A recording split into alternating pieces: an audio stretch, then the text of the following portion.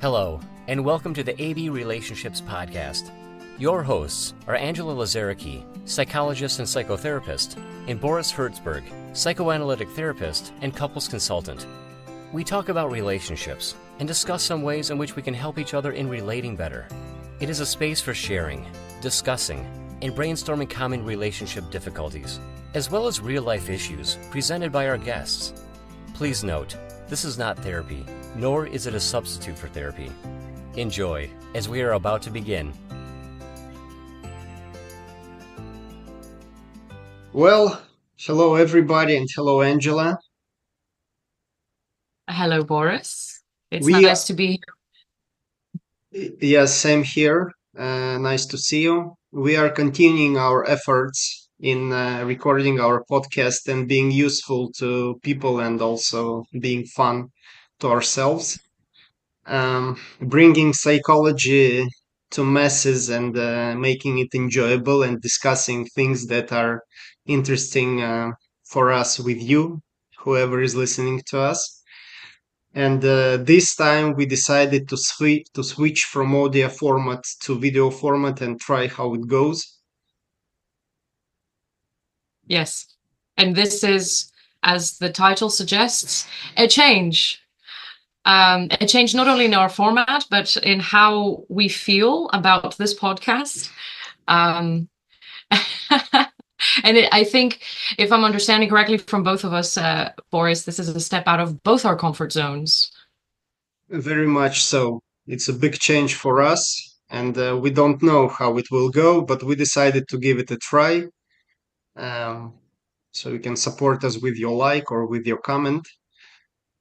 And Yes. we actually thought that since we are changing the format and making this big change, it's actually a good topic to discuss how we people deal with different kinds of changes. Exactly. The one, well, maybe not the only one, but one of the big inevitables in life, right? Change. You know it's coming. Exactly.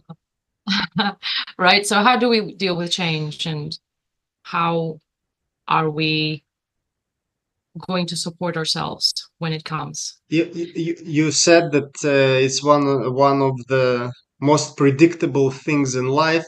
Change is actually something that we can expect. It's inevitable. It's just very interesting. The nature of change uh, is probably the most stable things in life.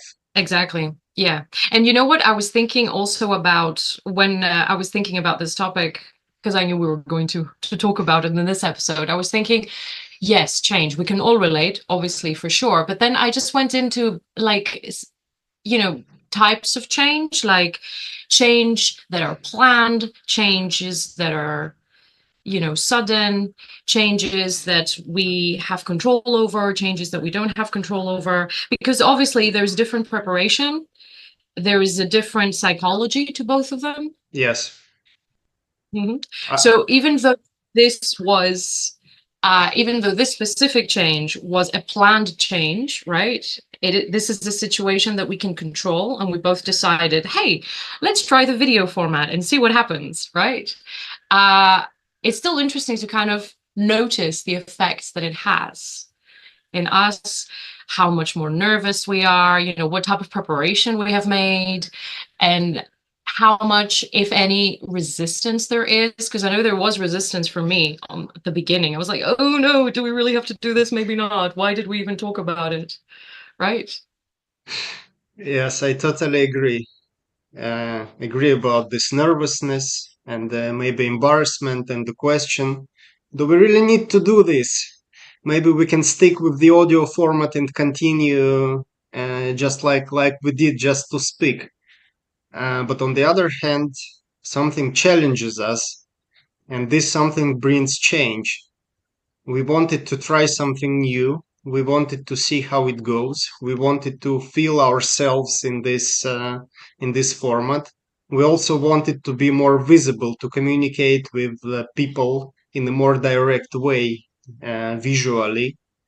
Uh, so on the one hand, it's something that we wanted. On the other hand, this change, and I think any change, even the changes that we initiate, they bring stress to our life.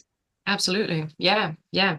And I remember reading, especially in university, but I think after that as well, kind of like the very fact that our brain is resistant to change, right? Because it takes up a lot of energy to kind of shift those neural pathways and to kind of like, if necessary, build new synapses and kind of like discard all synapses. So there's an actual cost of energy when it comes like in neurological, biological costs and energy that comes with change. So it's not just psychological, right? There are many layers to Yes, it's change. yes, it's also biological. And Mhm. continuing this, I also think that our psyche is rigid. We really resist change, and our brain prioritizes the inevitable change, something that comes externally in our life, and we need energy to be prepared for this. So Mhm. sometimes we ask ourselves, why put more stress in our life? Why initiate more changes? And sometimes these natural changes that any of us experiences just due to our life cycle, they take up most of our mental space, not allowing us actually to initiate something new. Yes. Yeah, exactly. Exactly. Because as a species, we love certainty, don't we? It makes us feel safe, right? We love the familiarity, which is fair enough. We need ideally equal measures of both, if possible, right? Just enough change to keep us on our toes, but not constantly, but to be challenging ourselves, to be stepping out of our comfort zone, and to add in the factor, as you said, kind of like that change which is not up to us, which is unpredictable and not under our control. That usually is the one that really knocks us to our feet most of the times. And I think we should also maybe kind of emphasize we're not just talking about negative change here, right? We're talking about positive change as well, because this could be seen as a positive change, right? This is something that some of our colleagues and friends suggested we try out, actually, because they were very enthusiastic about seeing our faces and not just hearing our voices. So this can be seen as a positive change, right?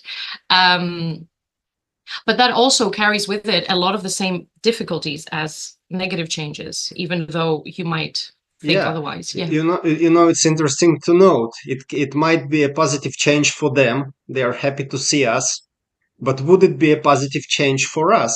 Are we really ready for it? And it's actually, it raises the question of social pressure. Sometimes we are being pressured into change, and some people want it of us, but is it really something that we want? Is it something that we are ready for? Hmm. Hmm. Excellent question. Because I was thinking I think there is a reason that we both kind of delved into the geeky world of psychology instead of like becoming performers or being in front of a camera, right? But yeah, what to do then if we're going to go into like the next step? So change has happened, right? And if we are to keep it kind of general, not go into like a lot of specifics, because we do want to keep these episodes a bit short. What to do when change happens? Yes, And yeah. no, no, go ahead. Yeah, the first question I would ask, are you ready for it when the change comes? Because if you are ready for it, and it doesn't matter whether the change is external, having to do with some life cycle, or you initiate it, if you are ready for it, you have the mental energy to handle it. But if you are not ready for it, it comes as a shock. Hmm. Yeah, no, absolutely. Absolutely. So we're going back to kind of like differentiating those two different types of change, right? The one that is controlled, so to speak, because you were expecting it, like you said. Maybe you even planned for it, because now I'm thinking about like, oh, having, getting married, that is a planned change, or going off to university, that is a planned change as well, or having a baby can also be a planned change. And how much those all three examples kind of really change our lives.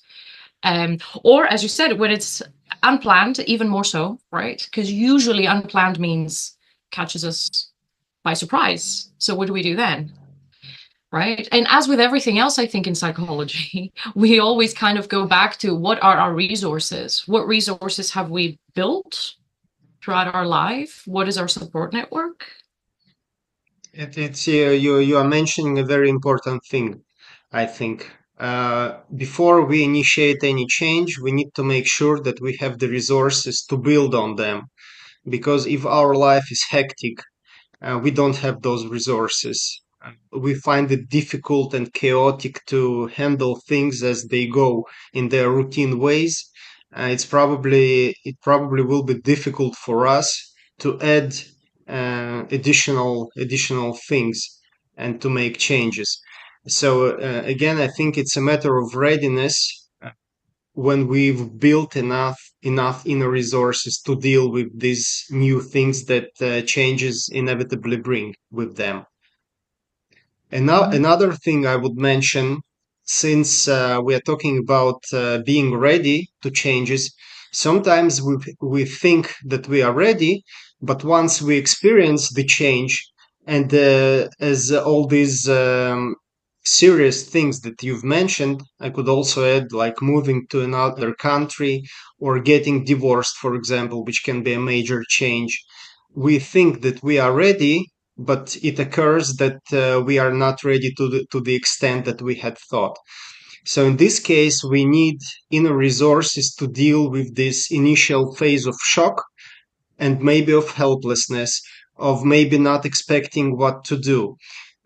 So if we understand that we might be encountering and probably will be encountering shock from this new situation that any change brings, it will be easier for us to deal with this initial shock. I don't know if you agree with me. Absolutely. 100% agree. Yes. And I was going to say that you mentioned something which I think is very important. You mentioned at the beginning something akin to like routine, because change will, by definition, disrupt our routine, right? To a larger or smaller extent, but it will, because that's the whole idea of change. And how important it is. I mean, when I work with my clients, but also when I see from my own life, right? How important structure and routine becomes when we're dealing with change, whatever the change might be, big, like, like moving country, getting a divorce, like these are like really big changes, right? The loss of a loved one, even more so. So how important, because routine is disrupted to a smaller or larger degree, how important it is to kind of somehow keep some semblance of a routine. It might not be the same routine, but some kind of structure to have in our lives in order to kind of give us that support, because it actually really does support us to have some kind of like a structure, that routine. If it is something that we can continue having from before the change, right? So we bring with us this sense of familiarity, even better, if that is possible. And I often think that I work with this a lot with my clients when they're going through big or small or positive or negative changes, and we're talking about the continuation of some kind of routine, a semblance of familiarity that can be really, really supportive. It's actually very interesting because we can approach routine in two different ways. We can approach routine in terms of planning. If we know that some change is on the horizon, we can plan for it and try to slide from one familiar routine to an unfamiliar routine as much as we are able to control it. And it's a one way of dealing with change. Another way of dealing with change is how we deal with uncertainty in general. When we encounter things that are unfamiliar to us, what do we do? Do we panic? Do we feel anxious? Do we experience anger? And all these are natural reactions to the unpredictability. And once we know how to deal with this feeling, any change might trigger, we will be able to deal with change better. Hmm. Oh yeah, no, absolutely. Absolutely. Because you, as you said, I completely agree. Having these reactions is very, very normal. It's very natural, right? But there are, like, what is the best way that I can support myself when this change happens? And I just realized that sometimes it's like many changes happening together, which is kind of like a like turning it up a notch, like in the difficulty factor, isn't it? When we have to deal with more than one changes at the same time. But if we were to kind of like take it one change at a time and do it that way, then yeah, absolutely. How have I, even just noticing, how have I dealt with change in the past? And has that been helpful? If it has, great. Maybe I can do the same thing again because it has helped me in the past. If it hasn't been helpful, like in what way was it not helpful? What can I change? What is available to me right now? And that does take time, right? Usually when a change is sudden, I don't know if we have the time. Usually we don't, right? By definition of sudden, or we have the clarity of mind to do it. So it depends where we find ourselves in and what type of capacity we have, right? I very much agree with the things happening together because what I observe with my clients, sometimes people conglomerate changes, and when changes come simultaneously, people unconsciously try to find one fit all solution for all these changes. So people tend to conglomerate changes and to have this notion that there is some one thing or some one universal reaction that can help them with these changes. And it's actually on the opposite. We need to be able to distinguish different changes, and sometimes different changes demand different approach. And once we understand them, we can also prioritize these approaches. There are some things that need to be handled immediately, and we can vacate our mental energy to deal with these immediate things. And some things can be postponed. So once we are able to separate these changes, we can also spread them over time and handle whatever is most urgent for us right now. Mm. Yeah, I really like that. Yeah, definitely. It's a bit more of a practical approach, right? Okay. So what needs to be handled right now? What needs to be dealt with right now? And while you were talking, I was also kind of thinking, what is one ingredient that is absolutely necessary, regardless of what change it is, if it's one or several at the same time? And I was thinking, the first thing that came to my mind, I don't know if you're going to agree, is, well, kind of, I'm going to call it acceptance, but not necessarily of the whole thing, kind of like acceptance that something has happened. I don't have to, like from the get-go, be fully accepting of the change as a whole, but accepting that, okay, something has happened, and needing to be in the here and now as much as possible. A lot of us, again, depending on the change that is taking place, a lot of us usually, bring up resistance, avoidance, we check out, we go into denial. We have a lot of ways in which we try to help ourselves. But ultimately, I think if we're going to make the most of the situation, being in the here and now, facing reality and accepting that something has changed as a first step is absolutely necessary. Whether it's, the pleasant changes, like I got accepted in university and yay, I'm going to university, for example, or I'm getting married, or I'm getting a divorce, or I have to flee my country, like whichever way it is, whichever way it goes, kind of coming to terms with reality is a necessary step. I totally agree about the acceptance, and I would also mention another important factor, which is help. Getting help from other people. Sometimes when we experience change, we somehow isolate ourselves. Instead of approaching people to help us, instead of using human resources which are available to us, relying on our family and close circle. So it's important when we experience change, it's important not to ignore people who surround us and to seek support among these people. Yeah, yeah, no, excellent. Yeah, absolutely. Um, Reaching out.